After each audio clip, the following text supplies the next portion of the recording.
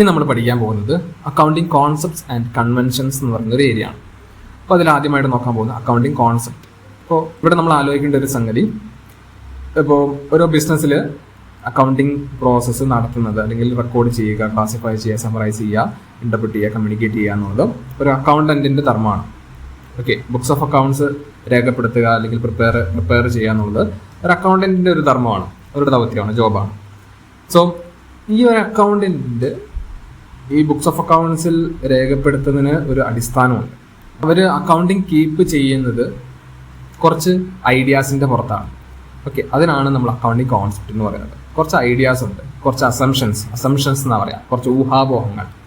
ഈ ഐഡിയന്റെ അടിസ്ഥാനത്തിലാണ് അക്കൗണ്ടന്റ് എന്ത് ചെയ്യുന്നത്, ബുക്സ് ഓഫ് അക്കൗണ്ട്സിൽ റെക്കോർഡ് ചെയ്യുന്നത്. ഓക്കെ, അപ്പം അത് എന്തൊക്കെയാണ് നമ്മൾ നോക്കാൻ പോകുന്നത്, അക്കൗണ്ടിങ് കോൺസെപ്റ്റ്സ്. ഓക്കെ, ഒന്നാമത്തത് business entity concept. Business entity concept അല്ലെങ്കിൽ സെപ്പറേറ്റ് എൻറ്റിറ്റി കോൺസെപ്റ്റ് എന്ന് ഇതിൽ പഠിക്കുന്നു. ഓക്കെ, മറ്റൊരു പേരും കൂടെ പഠിച്ചു വെക്കണം, സെപ്പറേറ്റ് എൻറ്റിറ്റി കോൺസെപ്റ്റ്. അപ്പോൾ ഈ ഒരു കോൺസെപ്റ്റ് അനുസരിച്ച് ഓണറും ബിസിനസ്സും രണ്ടാണ്. ഓക്കെ, അതായത് സെപ്പറേറ്റഡ് ആണ്. ബിസിനസ് വേറെ, ഓണർ വേറെ. അത് രണ്ടിനും സെപ്പറേറ്റ് എക്സിസ്റ്റൻസ് ഉണ്ട്, ഇൻഡിവിജ്വൽ എക്സിസ്റ്റൻസ് ഉണ്ട്. ഇത് രണ്ടും ഡിപ്പെൻഡന്റ് അല്ല, ഇൻഡിപെൻഡന്റ് ആയിട്ട് നിൽക്കുന്ന രണ്ട് കൂട്ടരാണ്. അപ്പോൾ ബിസിനസ് എന്ന് പറയുന്നത് ഒരു ആർട്ടിഫിഷ്യൽ പേഴ്സൺ, അതിനൊരു സെപ്പറേറ്റ് എക്സിസ്റ്റൻസ് ഉണ്ട്. ഒരു എൻറ്റിറ്റി എന്ന് പറഞ്ഞു കഴിഞ്ഞാൽ ഒരു സെപ്പറേറ്റ് എക്സിസ്റ്റൻസ് ഉണ്ടെന്നുള്ളതാണ്. ഓക്കെ, ഇനി ഓണർ എന്ന് പറയുന്ന ആരാണ്? ഓണർ ബിസിനസ് തുടങ്ങുന്ന ഒരു വ്യക്തിയാണ്. അപ്പോൾ ഓണർ എന്ന് പറയുന്നത് വേറെ എക്സിസ്റ്റൻസ് ആണ്. അപ്പം ഇവിടെ എക്സിസ്റ്റൻസോട് ഉദ്ദേശിക്കുന്നത് ബിസിനസ് എന്ന് പറയുമ്പോൾ ബിസിനസ്സിനെതിരെ കേസ് കൊടുക്കാം, അല്ലേ?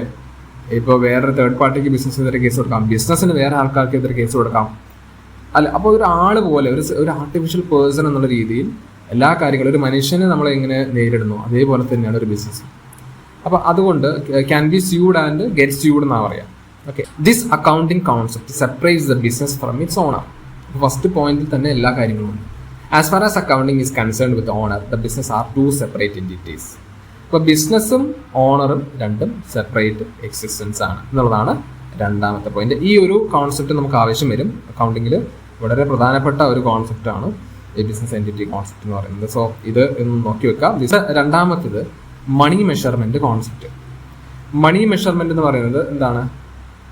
മോണിറ്ററി ടേംസിലുള്ള ആക്ടിവിറ്റീസ്, ബിസിനസ് ആക്ടിവിറ്റീസ് മാത്രമേ അക്കൗണ്ടിങ്ങിൽ റെക്കോർഡ് ചെയ്യേണ്ടതുള്ളൂ. അല്ലാത്തതൊന്നും നമ്മൾ റെക്കോർഡ് ചെയ്യേണ്ട ആവശ്യമില്ല. ഓക്കെ, അതായത് പണപരമായിട്ട് മണി ഓർ മണീസ് വർത്തിൽ വരുന്ന ട്രാൻസാക്ഷൻസ് മാത്രമേ റെക്കോർഡ് ചെയ്യേണ്ടതുള്ളൂ. അല്ലാത്തതൊന്നും നമ്മൾ എന്ത് ചെയ്യേണ്ട, ഇവിടെ നമുക്ക് അവിടെ ഒരു സിഗ്നിഫിക്കൻസ് ഇല്ല. പണപരമായിട്ടല്ലാത്ത ഈവെന്റുകളൊക്കെ ബിസിനസ് നടക്കും. ഇപ്പോൾ ഒരു എംപ്ലോയീസിനെ റിക്രൂട്ട് ചെയ്യുക, എംപ്ലോയീസിനെ റിക്രൂട്ട് ചെയ്യുന്നത്, അതുപോലെ തന്നെ ഈ കോൺട്രാക്റ്റുകൾ ഏർപ്പെടുന്നത്, സൈൻ ചെയ്യുന്നത്, അല്ല, ഇതൊക്കെ ഈവെന്റുകളാണ്. ഒരു സംഭവം, ഒരു ഇടപാടുകൾ നടക്കുകയാണ്. പക്ഷേ അത് പണപരമായിട്ടുള്ള ഇടപാടുകൾ അല്ലെങ്കിൽ നമ്മൾ റെക്കോർഡ് ചെയ്യേണ്ട ആവശ്യമില്ല എന്നുള്ളതാണ്. ഓക്കെ, ഇനി അടുത്തത് going concern concept. Going concern, അപ്പോൾ ഇതൊരു വലിയൊരു അസംഷനാണ്. ബിസിനസ് വരും കാലങ്ങളിൽ മുമ്പോട്ട് പോയിക്കൊണ്ടേയിരിക്കും എന്നുള്ളൊരു അസംഷൻ. അതായത് business will continue to operate indefinitely. Okay, business will not have to be close in the near future. അതായത് ബിസിനസ് ഈ വരും കാലങ്ങളിൽ അടച്ചു പൂട്ടേണ്ടതായിട്ടില്ല. ബിസിനസ്സിന് ഓപ്പറേറ്റ് ചെയ്യാനുള്ള സഫിഷ്യന്റ് ഫണ്ട് ഉണ്ടെങ്കിൽ, അതായത് പ്രോഫിറ്റ് ഉണ്ടെങ്കിൽ മുമ്പോട്ട് തന്നെ പൊക്കോട്ടെ, ഉടനെ തന്നെ കമ്പനി അടച്ചു പൂട്ടേണ്ട ആവശ്യമില്ല എന്നുള്ളതാണ്.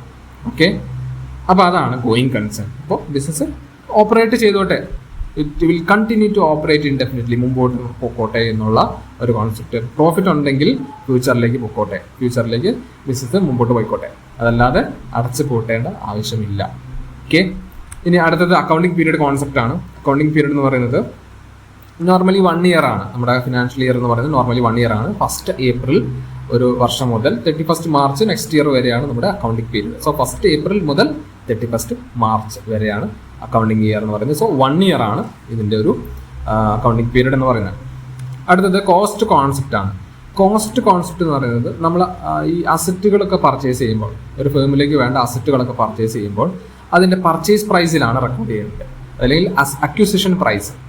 അക്വിസിഷൻ പ്രൈസ്, ഈ പർച്ചേസ് പ്രൈസ് കൊണ്ട് ഉദ്ദേശിക്കുന്നത് അക്വിസിഷൻ കോസ്റ്റ്. നമുക്ക് ഒരു പ്രൊഡക്റ്റ് അല്ലെങ്കിൽ ഒരു അസറ്റ് വാങ്ങുമ്പോൾ അതിൻ്റെതായ ഒരു വില ഉണ്ടാവും. പ്ലസ് നമ്മളത് അതിൻ്റെ ട്രാൻസ്പോർട്ടേഷൻ കോസ്റ്റ്, നമ്മളത് എത്തിക്കാൻ, ആ പ്രൊഡക്റ്റ് നമ്മുടെ ബിസിനസ്സിലേക്ക് എത്തിക്കാൻ വേണ്ട കോസ്റ്റ്, അതുപോലെ തന്നെ ഇൻസ്റ്റലേഷൻ കോസ്റ്റ്, അത് ആ പ്രൊഡക്റ്റ് ആ ഒരു സ്ഥലത്ത് ഫിക്സ് ചെയ്യാൻ വേണ്ട കോസ്റ്റ്. ഓക്കെ, അതെല്ലാം കൂടെ കൂടിയിട്ടുള്ള എമൗണ്ട് ആണ് പർച്ചേസ് പ്രൈസ് കൊണ്ട് ഉദ്ദേശിക്കുന്നത്. അപ്പോൾ അതാണ് കോസ്റ്റ് കോൺസെപ്റ്റ്. അപ്പോൾ ആ എമൗണ്ട് എത്രയാണോ അതാണ് പർച്ചേസ് പ്രൈസ്. ആ എമൗണ്ട് എത്രയാണോ അതാണ് നമ്മൾ റെക്കോർഡ് ചെയ്യേണ്ടത്. ഓക്കെ, അതല്ലാതെ മാർക്കറ്റ് പ്രൈസിലല്ല.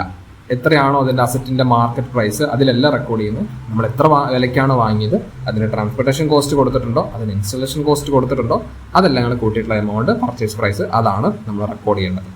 അടുത്തത് dual aspect concept. Dual aspect ആണ് ഇതിൻ്റെ ഒരു ഹാർട്ട്, അല്ലെങ്കിൽ ഒരു എന്താ പറയുക, ഏറ്റവും ഇമ്പോർട്ടൻ്റ് ആയിട്ട് നിൽക്കുന്ന ഒരു കോൺസെപ്റ്റാണ് ഡ്യുവൽ ആസ്പെക്റ്റ് എന്ന് പറയുന്നത്. അക്കൗണ്ടിങ്ങിൽ നമുക്കറിയാം ഡെബിറ്റും ക്രെഡിറ്റും ആയിട്ടാണ് നമ്മൾ എഴുതുന്നത്, അല്ലേ? ഡെബിറ്റും ക്രെഡിറ്റും രണ്ട് സൈഡ് ഉണ്ട്, ഡെബിറ്റും ക്രെഡിറ്റും. അപ്പോൾ ഇത് ഗോൾഡൻ റൂൾസിനെ നമുക്കിനി പഠിക്കാനുണ്ട്, rules of accounting, golden rules of accounting.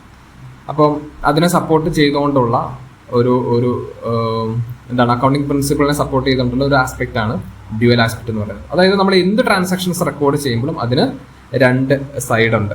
അതിനൊരു ഡെബിറ്റും അതിനൊരു ക്രെഡിറ്റും ഉണ്ട്. ഡബിൾ എൻട്രി സിസ്റ്റം എന്നൊക്കെ പറയാം. Okay, double entry system of accounting. അപ്പോൾ എന്താണ്, നമ്മളൊരു ഗിവിങ് ആസ്പെക്റ്റ് ഉണ്ട്, അതുപോലെ തന്നെ ഒരു റിസീവിങ് ആസ്പെക്റ്റ് ഉണ്ട്. എന്ത് ട്രാൻസാക്ഷൻ നടക്കുമ്പോഴും അതിനൊരു ഗിവിങ് ആസ്പെക്റ്റ് ഉണ്ട്, അതുപോലെ തന്നെ ഒരു റിസീവിങ് ആസ്പെക്റ്റ് ഉണ്ട്. നമ്മളൊരു ബെനിഫിറ്റ് റിസീവ് ചെയ്ത് കഴിഞ്ഞാൽ നമ്മളൊരു ബെനിഫിറ്റ് കൊടുക്കണം, ഗിവിങ് ഉണ്ട് എന്നുള്ളതാണ് ഒരു ഡ്യുവൽ ആസ്പെക്റ്റ് എന്ന് പറയുന്നത്. അപ്പോൾ ഒരു ഉദാഹരണം പറയുകയാണെങ്കിൽ, നമ്മളിപ്പോൾ ഒരു ബിസിനസ്സിൽ പോയിട്ടൊരു മെഷീനറി വാങ്ങി. ഈ മെഷീനറി വാങ്ങുമ്പോൾ നമ്മൾ പൈസ കൊടുക്കുന്നുണ്ട്, അല്ലേ? അപ്പോൾ മെഷീനറി എന്ന് പറയുന്ന ബെനിഫിറ്റ് നമ്മുടെ ബിസിനസ്സിലേക്ക് വരുന്നു. ക്യാഷ് എന്ന് പറയുന്ന മറ്റൊരു ബെനിഫിറ്റ് മറ്റുള്ള വ്യക്തി, നമ്മൾ ആരുടെ അടുത്ത് നിന്നാണോ വാങ്ങിയത് അവർക്ക് കൊടുക്കുന്നു. സോ ഒരു ഗിവിംഗ് ഉണ്ട്, ഒരു റിസീവിംഗ് ഉണ്ട്. നമ്മൾ മെഷീനറി വാങ്ങുന്ന ആളത് റിസീവിങ്, ക്യാഷ് കൊടുക്കുക എന്നുള്ളതാണ് ഗിവിംഗ്. അപ്പോൾ അത് രണ്ടും ഡെബിറ്റും ക്രെഡിറ്റും ആയിട്ട് നമ്മൾ കാണിക്കണം. ഇനി റിയലൈസേഷൻ കോൺസെപ്റ്റ് ആണ്. റിയലൈസേഷൻ കോൺസെപ്റ്റ്, അതായത് according to the realisation concept, revenue is only recognised when it is realised. Okay, revenue കിട്ടിക്കഴിഞ്ഞാൽ മാത്രമേ എന്ത് ചെയ്യാൻ പാടുള്ളൂ, അത് നമുക്ക് റിയലൈസ് ചെയ്യാൻ പാടുള്ളൂ എന്നുള്ളതാണ്. Now revenue is the cash inflow for a business arising from sale of goods services. Revenue എന്ന് പറയുന്നത് എന്താണ്? നമുക്ക് കിട്ടുന്ന ഒരു ബിസിനസ് ഗുഡ്സ് സെയിൽ ചെയ്യുന്നതിലൂടെയോ സർവീസ് കൈമാറ്റം ചെയ്യുന്നതിലൂടെ വരുന്ന ക്യാഷ് ഇൻഫ്ലോ ആണ്, അല്ലെങ്കിൽ ക്യാഷ് ബിസിനസ്സിലേക്ക് വരുന്നതാണ് റവന്യൂ എന്ന് പറയുന്നത്. അതായത് ക്യാഷ് കിട്ടിയാൽ അത് റെക്കോർഡ് ചെയ്യാം, അത് റവന്യൂ ആയിട്ട് റെക്കോർഡ് ചെയ്യാം എന്നുള്ളതല്ല അവിടെ ഉദ്ദേശിക്കുന്നത്. നേരെ മറിച്ച് ഇപ്പോൾ ഒരു സംഗതി പറയാം. ഇപ്പോൾ കസ്റ്റമർ ഒരു 1000 രൂപ അഡ്വാൻസ് നമുക്ക് തന്നു, ബിസിനസ്സിന് കൊടുത്തു. അപ്പോൾ 1000 രൂപ നമുക്ക് തന്നതാണല്ലോ. അപ്പോൾ 1000 രൂപ നമുക്ക് കിട്ടിക്കഴിഞ്ഞാൽ നമുക്കൊരു ബാധ്യതയാണ്, അല്ലെ? ആ പ്രൊഡക്റ്റ് കൊടുക്കണം. ആ പ്രൊഡക്റ്റ് കസ്റ്റമറിന്റെ കയ്യിൽ എത്തുന്നോടം വരെ എന്താണ്, അത് നമുക്ക് റവന്യൂ അല്ല. ആ 1000 നേരത്തെ കിട്ടിയെങ്കിൽ പോലും റവന്യൂ അല്ല.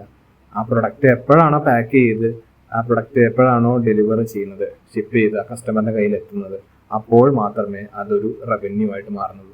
അതല്ലാത്തോളം കാലം അത് അൺഏൺഡ് റവന്യൂ ആണ്, നമുക്ക് കിട്ടിയിട്ടില്ല. സോ എന്തുണ്ട്, നമുക്ക് ആ ഒരു ആസ്പെക്ട് നോക്കുക. അതായത് ഗിവിംഗ് ആസ്പെക്റ്റും റിസീവിംഗ് ആസ്പെക്റ്റും ഉണ്ട്. നമ്മൾ കൊടുത്ത് ആ ഒരു പ്രൊഡക്റ്റ് ആ വ്യക്തിയുടെ കയ്യിൽ കിട്ടിയിരിക്കണം. കിട്ടിയാൽ മാത്രമേ തരുന്നത് നമുക്ക് റവന്യൂ ആവുന്നുള്ളൂ. സോ അതാണ് റിയലൈസേഷൻ കോൺസെപ്റ്റ് പറയുന്നത്. ഇനി മാച്ചിങ് കോൺസെപ്റ്റ് പറയുന്നത് ഇതിനെ സപ്പോർട്ട് ചെയ്തുകൊണ്ട് തന്നെയാണ്. മാച്ചിങ് കോൺസെപ്റ്റ് എന്ന് പറയുന്നത് ഈ റവന്യൂ എക്സ്പെൻസും തമ്മിൽ എന്ത് ചെയ്യണം, കമ്പയർ ചെയ്യണം. കമ്പയർ ചെയ്യുമ്പോൾ പ്രത്യേകം ശ്രദ്ധിക്കേണ്ട ഒരു കാര്യം, സെയിം അക്കൗണ്ടിങ് പീരീഡ് ആയിരിക്കണം. ഓക്കെ, അതായത് നമുക്ക് പ്രോഫിറ്റ് എത്രയാണെന്ന് കണക്കൂട്ടാൻ എന്ത് ചെയ്യണം, റവന്യൂ മൈനസ് എക്സ്പെൻസ് ചെയ്യണം, അല്ലേ? ഇപ്പോൾ റവന്യൂ ആണ് നമുക്ക് കൂടുതലെങ്കിൽ നമുക്ക് പ്രോഫിറ്റ് കിട്ടും, എക്സ്പെൻസ് ആണ് കൂടുതലെങ്കിൽ നമുക്ക് ലോസ് കിട്ടും. സോ റവന്യൂ മൈനസ് എക്സ്പെൻസ്, നമുക്ക് റവന്യൂ കൂടുതലാണെങ്കിൽ നമുക്ക് പ്രോഫിറ്റ് കിട്ടി. റവന്യൂ എക്സ്പെൻസ് തമ്മിൽ കമ്പയർ ചെയ്യുമ്പോൾ സെയിം അക്കൗണ്ടിങ് പീരീഡ് ആയിരിക്കണം. നമുക്ക് ഈ വർഷത്തെ റവന്യൂ കഴിഞ്ഞ വർഷത്തെ എക്സ്പെൻസ് തമ്മിൽ കമ്പയർ ചെയ്യാൻ പറ്റില്ല. കമ്പയർ ചെയ്താൽ അത് ആക്ച്വൽ പ്രോഫിറ്റ് കിട്ടില്ലല്ലോ. ഈ വർഷം എത്ര കിട്ടി, ഈ വർഷം എത്ര കൊടുത്തു, അത് തമ്മിൽ കമ്പയർ ചെയ്താലേ നമുക്ക് ഒറിജിനൽ ആയിട്ടുള്ള പ്രോഫിറ്റ് കിട്ടുള്ളൂ, true picture of the profit. Okay, അതാണ് മാച്ചിങ് കോൺസെപ്റ്റ്. ഇനി objectivity concept. This concept States that the obvious assumption that the accounting transactions should be objective. അതായത് ബയാസ് ഉണ്ടാവാൻ പാടില്ല. ഒബ്ജക്റ്റീവ് എന്ന് പറഞ്ഞു കഴിഞ്ഞാൽ ഇറ്റ്സ് ഫ്രീ ഫ്രം ബയാസ്. അതിന് തെറ്റുണ്ടാവാൻ പാടില്ല, എറേഴ്സ്, മിസ്റ്റേക്കുകളൊന്നും ഉണ്ടാവാൻ പാടില്ല. കാരണം എന്താണ്, ആൾക്കാർ, മനുഷ്യനാണ് ഇത് റെക്കോർഡ് ചെയ്യുന്നത്, person. So each transaction should be verifiable by supporting documents. അപ്പോൾ ഒരു ട്രാൻസാക്ഷൻ നടന്നു കഴിഞ്ഞാൽ ആ ട്രാൻസാക്ഷനെ സപ്പോർട്ട് ചെയ്യുന്ന ഡോക്യുമെന്റ്സ്, സപ്പോർട്ടിംഗ് ഡോക്യുമെന്റ്സ് ബിസിനസ്സിൽ കീപ്പ് ചെയ്തിരിക്കണം. അതാണ് vouchers, bills, letters, challans, certificates, invoices എന്ന് പറയുന്നത്. അപ്പോൾ തെളിവുണ്ടായിരിക്കണം. ഓക്കെ, അപ്പോൾ മിസ്റ്റേക്ക് ഉണ്ടാകാൻ പാടില്ല. ഇപ്പോൾ ഒരു ഇല്ലാത്തൊരു സംഭവം നമുക്ക് എന്ത് ചെയ്യാൻ പറ്റില്ല, റെക്കോർഡ് ചെയ്യാൻ പറ്റില്ല. നടക്കാത്തൊരു സംഭവം നടന്നു എന്ന് പറഞ്ഞ് നമുക്ക് എന്ത് ചെയ്യാൻ പറ്റില്ല, ബിസിനസ്സിൽ ബുക്സിൽ റെക്കോർഡ് ചെയ്യാൻ പറ്റില്ല. അപ്പം എന്ത് നമുക്ക് ബിസിനസ്സിൽ എന്തൊരു ട്രാൻസാക്ഷൻസ് റെക്കോർഡ് ചെയ്യണമെങ്കിലും അതൊരു എൻട്രി ആയിട്ട് മാറ്റണമെങ്കിലും നമുക്ക് സപ്പോർട്ടിംഗ് ഡോക്യുമെന്റ്സ് അത്യാവശ്യമാണ്. ഓക്കെ, വൗച്ചേഴ്സ് ആവശ്യമാണ്, ഡോക്യുമെന്ററി എവിഡൻസുകൾ ആവശ്യമാണ്. അങ്ങനെ ഉണ്ടെങ്കിൽ മാത്രമേ അത് വെരിഫൈ ചെയ്യാൻ പറ്റുള്ളൂ, അല്ലെങ്കിൽ അതൊരു വാലിഡ് ആയിരിക്കുള്ളൂ, അല്ലെങ്കിൽ അതൊക്കെ തള്ളും. ഓക്കെ, അപ്പോൾ എല്ലാത്തിനും തെളിവ് വേണം. അപ്പോൾ അത്രയും കാര്യങ്ങളാണ് കോൺസെപ്റ്റിൽ പറയാനുള്ളത്. ഇനി രണ്ടാമത് വരുന്നത് അക്കൗണ്ടിങ് കോൺവെൻഷൻസ് ആണ്, അല്ലെങ്കിൽ കൺവെൻഷൻസ് കൊണ്ട് ഉദ്ദേശിക്കുന്ന അക്കൗണ്ടിങ് പ്രിൻസിപ്പിൾസ് ആണ്. ഓക്കെ, അപ്പോൾ ഇവിടെ നമുക്ക് പഠിക്കാനുണ്ട് ഒരു 4 കൺവെൻഷൻസ് പറയുന്നുണ്ട്. അതിലേതൊക്കെയാണ്? ഒന്നാമത് conventions of disclosure. All relevant information will be disclosed in accounting statements. Disclosure എന്ന് പറയുന്നത് എല്ലാം തുറന്നു കാണിക്കുക എന്നതാണ്. അതായത് നമ്മൾ ഒന്നും മൂടപ്പെട്ട് വെക്കാൻ പാടില്ല, എല്ലാം എന്ത് ചെയ്യണം, ഡിസ്ക്ലോസ് ചെയ്യണം, എല്ലാം തുറന്ന് കാണിക്കണം. A lot of external users depend on these financial statement. അപ്പോൾ എക്സ്റ്റേണൽ പാർട്ടീസ് എന്ത് ചെയ്യുന്നുണ്ട്, ഈ ഫിനാൻഷ്യൽ ഇൻഫർമേഷൻ ഡിപ്പെൻഡ് ചെയ്യുന്നുണ്ട്. അവർക്ക് എന്താണ് ഡിസിഷൻ മേക്കിംഗ്, അതായത് ഇൻവെസ്റ്റ്മെന്റ് ഡിസിഷൻ ഒക്കെ എടുക്കുന്നത് ഈ ഇൻഫർമേഷൻ കിട്ടിയിട്ടാണ്. ഇൻവെസ്റ്റേഴ്സ് ഒക്കെ ഈ ഫിനാൻഷ്യൽ ഇൻഫർമേഷൻ കിട്ടിയിട്ടാണ്. അവർക്ക് പ്രോഫിറ്റ് ഉണ്ടെങ്കിൽ അവർ വീണ്ടും ഇൻവെസ്റ്റ് ചെയ്യുള്ളൂ, ലാഭം ഉണ്ടെങ്കിൽ മാത്രമേ വീണ്ടും ഇൻവെസ്റ്റ് ചെയ്യുള്ളൂ, അല്ലെങ്കിൽ നഷ്ടം സംഭവിക്കുന്ന ഒരു കമ്പനിയിൽ ഒരിക്കലും ഇൻവെസ്റ്റേഴ്സ് ഇൻവെസ്റ്റ് ചെയ്യില്ല. സോ ഈ ഇൻഫർമേഷൻ അവർക്ക് അത്യാവശ്യമാണ്. അപ്പോൾ അതുകൊണ്ട് എന്ത് ചെയ്യണം, ഇതൊക്കെ ഈ ഇൻഫർമേഷൻ എല്ലാം ഡിസ്ക്ലോസ് ചെയ്യണം. അവർക്ക് വേണ്ടപ്പെട്ടവർക്ക്, അതായത് ഇൻട്രസ്റ്റഡ് പാർട്ടീസിലേക്ക് ഇത് കൃത്യമായിട്ട് കമ്മ്യൂണിക്കേറ്റ് ചെയ്യണം. അതാണ് ഈ ഡിസ്ക്ലോഷർ കൊണ്ട് ഉദ്ദേശിക്കുന്നത്. ഓക്കെ, ഒന്നും ഒളിച്ചു വെക്കാൻ പാടില്ല. വേണ്ട കാര്യങ്ങൾ വേണ്ടപ്പെട്ടവർക്ക് എന്ത് ചെയ്യണം, എത്തിച്ചു കൊടുക്കണം. എന്നാൽ മാത്രമേ കമ്പനിക്ക് ബെനിഫിറ്റ് ഉണ്ടാവുള്ളൂ. രണ്ടാമത് വരുന്നത് conventions of materiality States that the material facts should be part of the accounting process. അതായത് ഇമ്മെറ്റീരിയൽ ഫാക്ട്സ്, അതായത് ഇൻസിഗ്നിഫിക്കന്റ് ഇൻഫർമേഷൻ എല്ലാം ഒഴിവാക്കിയിരിക്കണം. ഒരു ബിസിനസ്സുമായിട്ട് ബന്ധപ്പെട്ട് അല്ലെങ്കിൽ റിലേറ്റ് ചെയ്ത് നിൽക്കുന്ന ഇൻഫർമേഷൻ, അതാണ് മെറ്റീരിയൽ ഫാക്ട്സ് കൊണ്ട് ഉദ്ദേശിക്കുന്നത്. അതായത് ഒരു അക്കൗണ്ടിങ് പ്രോസസ്സിലെ അത്യാവശ്യം അല്ലെങ്കിൽ ആവശ്യമായിട്ടുള്ള കാര്യങ്ങൾ, അതാണ് മെറ്റീരിയാലിറ്റി. അല്ലാതെ ഒരു ഇൻസിഗ്നിഫിക്കൻറ്റ് അല്ലെങ്കിൽ ഒരു ആവശ്യമില്ലാത്ത കാര്യങ്ങൾ നമ്മൾ എന്ത് ചെയ്യാൻ പറ്റില്ല, റെക്കോർഡ് ചെയ്യാൻ പറ്റില്ല. The materiality of A transaction will be depend on its nature, value and significance of the external user. Okay, അപ്പം ഈ മെറ്റീരിയാലിറ്റി എങ്ങനെയാണ് ഫിക്സ് ചെയ്യുന്നത്? അത് അതിൻ്റെ നേച്ചർ അനുസരിച്ചാണ്, അല്ലെങ്കിൽ അതിൻ്റെ വാല്യൂ അനുസരിച്ചാണ്, അല്ലെങ്കിൽ അതിൻ്റെ സിഗ്നിഫിക്കൻസ്, ആവശ്യകത അനുസരിച്ചാണ്. So if the information can affect a person's decisions then it is definitely A material fact. അപ്പോൾ ഒരാളെ, ഒരു ഇൻവെസ്റ്ററിനെ, ഒരു വ്യക്തിയുടെ ഇൻവെസ്റ്റിംഗ് ഡിസിഷനെ ബാധിക്കുന്നുണ്ടെങ്കിൽ, ഒരു ഇൻഫർമേഷനെ ബാധിക്കുന്നുണ്ടെങ്കിൽ, അല്ലെങ്കിൽ അതിന് എത്രത്തോളം ഇമ്പോർട്ടൻസ് ഉണ്ടെങ്കിൽ ആ ഫാക്റ്റുകൾ, ആ ഇൻഫർമേഷൻ എല്ലാം മെറ്റീരിയൽ ഫാക്ട്സ് തന്നെയാണ് എന്നുള്ളതാണ്. ഓക്കെ, അടുത്തത് കൺവെൻഷൻ ഓഫ് കൺസിസ്റ്റന്റ് സ്ഥിരത. Okay, once a company decide on a certain accounting policy it should not be frequently change. ഒരു കമ്പനി ഒരു പോളിസി, കൃത്യമായിട്ടൊരു പോളിസി അസർട്ടൈൻ ചെയ്തിട്ടുണ്ടെങ്കിൽ, അല്ലെങ്കിൽ അവർ ഡിസൈൻ ചെയ്തിട്ടുണ്ടെങ്കിൽ അത് കൃത്യമായിട്ട് ഫോളോ ചെയ്തിരിക്കണം. അത് തുടർകാലങ്ങളിൽ അത് ഫോളോ ചെയ്യാൻ വേണ്ടിയിട്ടുള്ളത് തന്നെയാണ്. അതല്ലാതെ ഇടയ്ക്കിടയ്ക്ക് ഓരോ വർഷം കഴിയുമ്പോൾ അതിൻ്റെ പോളിസീസ് മാറ്റം വരുത്താൻ പാടുള്ളതല്ല. There is a statutory requirement or allows better representation of accounting policy should be consistent for a longer period of time. കുറേ കാലത്തേക്ക് ഒരു പോളിസി ഉണ്ടാക്കി കഴിഞ്ഞാൽ അത് കുറേ കാലത്തേക്ക് അത് കൺസിസ്റ്റന്റ് ആയിട്ട് ഫോളോ ചെയ്യണം. ഓക്കെ, എന്നാൽ മാത്രമേ അത് കമ്പാരിസന് വിധേയമാക്കാൻ പറ്റുള്ളൂ. Inter period comparison. ഓക്കെ, എന്നാൽ മാത്രമേ ആ ഫേമിന്റെ ഒരു ഗ്രോത്ത് കാണാൻ പറ്റുള്ളൂ. ഒരു കൃത്യമായിട്ടുള്ള പോളിസീസ് മെയിൻറ്റെയിൻ ചെയ്താലേ ഓരോ വർഷത്തെ ആ ഒരു ഗ്രോത്ത് മനസ്സിലാക്കാൻ പറ്റുള്ളൂ, കമ്പാരിസൺ ഒക്കെ ചെയ്യാൻ പറ്റുള്ളൂ. ഓക്കെ, അപ്പോൾ അതുകൊണ്ടാണ് പറയുന്നത്. അപ്പോൾ അത് ഈ ഫ്രീക്വന്റ് ചേഞ്ചസ് എന്ത് ചെയ്യുന്നുണ്ട്, അക്കൗണ്ട്സ് ഒന്നും നമുക്ക് പെട്ടെന്ന് മാനിപ്പുലേറ്റ് ചെയ്യാൻ പറ്റാത്തൊരവസ്ഥ വരും. അപ്പോൾ അത് പ്രിവെന്റ് ചെയ്യാൻ വേണ്ടിയിട്ടാണ് ഈ കൺവെൻഷൻ ഓഫ് കൺസിസ്റ്റൻസി പറയുന്നത്. ഇനി അടുത്തത് convention of conservatism. It states that the profit should not be included until it is realised. അതായത് ഒരു പ്രോഫിറ്റ് എന്ത് ചെയ്യാൻ പറ്റില്ല, പ്രോഫിറ്റ് കിട്ടിക്കഴിഞ്ഞാൽ ആക്ച്വലി അത് റിയലൈസ് ചെയ്യുന്നവർ അത് ഇൻക്ലൂഡ് ചെയ്യാൻ പറ്റില്ല എന്നുള്ളതാണ്. However losses even those not realised but with the remote possibility of acquiring should be incurred in the financial statement. അതായത് പ്രോഫിറ്റ് ഒറിജിനലി നമുക്ക് കിട്ടിയാൽ മാത്രമേ നമുക്കത് കിട്ടിയതായിട്ട് കാണിക്കാൻ പാടുള്ളൂ. പക്ഷെ ലോസ് വരുമെന്ന് നമ്മൾ മുന്നേ കണ്ടിട്ടുണ്ടെങ്കിൽ അത് ആ ലോസ് അവിടെ കാണിക്കണം. റിയലൈസ്, അതായത് സംഭവിച്ചില്ലെങ്കിൽ പോലും ഈവൻ ദോ ആ ഒരു ലോസ് നമുക്ക് സംഭവിച്ചില്ലെങ്കിൽ പോലും നമ്മൾ ആ പോസിബിലിറ്റി നമ്മൾ മുമ്പിൽ കാണുകയാണ്, അത് വരാം, നഷ്ടം വരാം എന്നുണ്ടെങ്കിൽ നമ്മൾ ആ ലോസ് ഫിനാൻഷ്യൽ സ്റ്റേറ്റ്മെന്റിൽ ലോസ് ആയിട്ട് കാണിക്കണം എന്നുള്ളതാണ് ഈ കൺസർവേറ്റിസം കൺവെൻഷൻ പറയുന്നത്. So all losses are recognised, those have occurred or even likely to occur. ഉണ്ടോ, വന്നതോ വരാൻ സംഭവിക്കാവുന്നതോ ആയിട്ടുള്ള ലോസ് നമുക്ക് റെക്കോർഡ് ചെയ്യാം. But only profit realised are record. Profit realise കിട്ടിയത് മാത്രമേ, സംഭവിച്ചത് മാത്രമേ റെക്കോർഡ് ചെയ്യേണ്ടതുള്ളൂ. അടുത്തത് സിസ്റ്റംസ് ഓഫ് അക്കൗണ്ടിങ് ആണ്. സിസ്റ്റംസ് ഓഫ് അക്കൗണ്ടിങ് അല്ലെങ്കിൽ ബേസിസ് ഓഫ് അക്കൗണ്ടിങ്, അക്കൗണ്ടിങ്ങിന്റെ ബേസിസ്. ഓക്കെ, അതിൽ 3 ഉണ്ട്. ക്യാഷ് സിസ്റ്റം ഓഫ് അക്കൗണ്ടിങ് ഉണ്ട്, അക്രൂവൽ സിസ്റ്റം ഓഫ് അക്കൗണ്ടിങ് ഉണ്ട്, ഹൈബ്രിഡ് സിസ്റ്റം ഓഫ് അക്കൗണ്ടിങ് ഉണ്ട്. ഇനി ഒന്നാമത് cash system of accounting. It is a system in which accounting entries are made only when the cash is received or paid. അപ്പോൾ cash ആണ് ഇവിടെ വലിയൊരു aspect. Cash സിസ്റ്റത്തിൽ cash ആണ്. ക്യാഷ് പോകുന്നുണ്ടോ വരുന്നുണ്ടോ, ക്യാഷിന്റെ flow, cash inflow and cash out flow. Okay, cash കിട്ടിയാൽ റെക്കോർഡ് ചെയ്യുക, ക്യാഷ് കൊടുത്താൽ റെക്കോർഡ് ചെയ്യുക. അതല്ലാതെ കടത്തിന്റെ ഏർപ്പാടില്ല. അതായത് ക്രെഡിറ്റ് ട്രാൻസാക്ഷൻസ് ഇവിടെ വില പോകില്ല, അല്ലെങ്കിൽ എഴുതുന്നില്ല. കിട്ടാനുള്ളതോ കൊടുക്കാനുള്ളതോ ഒന്നും നമ്മളിവിടെ റെക്കോർഡ് ചെയ്യുന്നില്ല, ക്യാഷ് സിസ്റ്റത്തിൽ റെക്കോർഡ് ചെയ്യുന്നില്ല. ഓക്കെ, അതായത് ഡ്യൂ ആയിട്ടുള്ള എമൗണ്ടുകൾ, പേയ്മെന്റ് കൊടുക്കാനുണ്ട്, പേയബിൾ, റിസീവബിൾ, അങ്ങനെയുള്ള എമൗണ്ടുകളില്ലേ, ഓക്കെ, കടമായിട്ട് വരുന്നത്, അതൊന്നും നമ്മൾ റെക്കോർഡ് ചെയ്യുന്നില്ല. ക്യാഷ് പോകുന്നതും വരുന്നതും മാത്രമേ റെക്കോർഡ് ചെയ്യുന്നുള്ളൂ. ഇപ്പൊ കൂടുതലും ഗവൺമെന്റ് ഒക്കെ ഈ ഒരു സിസ്റ്റമാണ് റെക്കോർഡ് ചെയ്യുന്നത്, ക്യാഷ് സിസ്റ്റത്തിലാണ് ഫോളോ ചെയ്യുന്നത്. അപ്പോൾ ക്യാഷ് കിട്ടിയാൽ അതിനുള്ള സർവീസ് കൊടുക്കുന്നു എന്നുള്ളതാണ്. ഇനി അക്രൂവൽ സിസ്റ്റം ഓഫ് അക്കൗണ്ടിങ്, രണ്ടാമത്തത്.